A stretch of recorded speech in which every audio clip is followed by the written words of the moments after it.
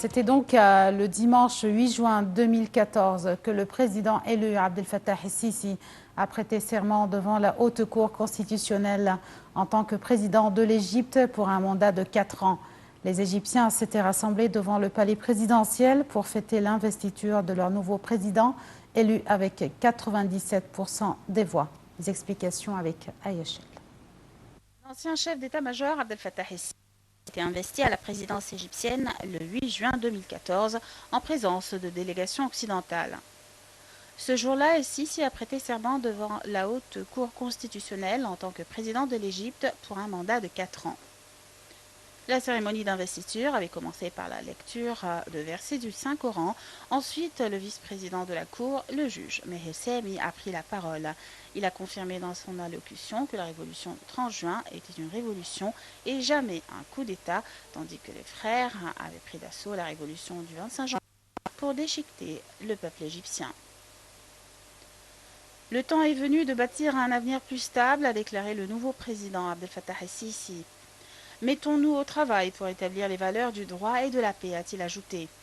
Dans son premier discours à la nation en tant que président, il a annoncé que dans la phase à venir, il allait se concentrer sur la lutte contre le terrorisme.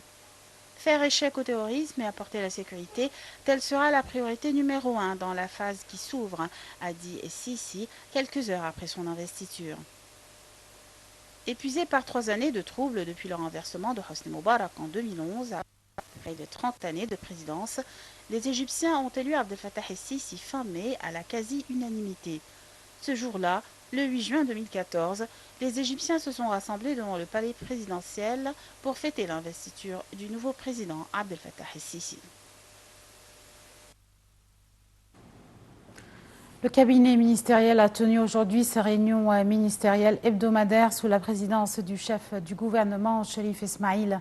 Un nombre de dossiers politiques, économiques et sécuritaires ont été discutés au cours de cette rencontre. Les ministres ont aussi examiné les rapports concernant la mise en exécution des méga-projets nationaux.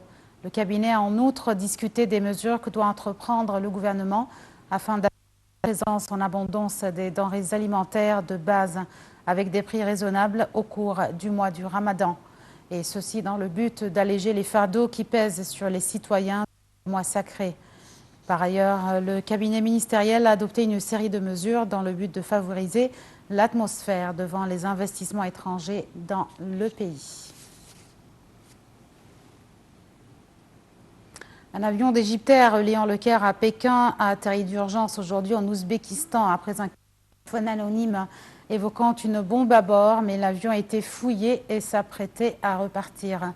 Selon les autorités ouzbèques, l'avion a atterri à l'aéroport de Ougountiche, dans l'ouest du pays. Le président d'Égyptair, Safwat Moussalam, a déclaré que les 135 passagers et membres de l'équipage ont été évacués et l'appareil a été fouillé.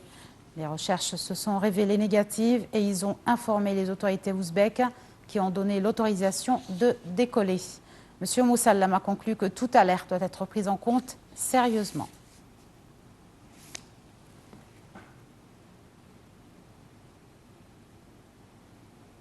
Et en Syrie, les offensives contre les terroristes de Daesh continuent dans le nord du pays. Des milliers de civils ont fui hier mi-Belge,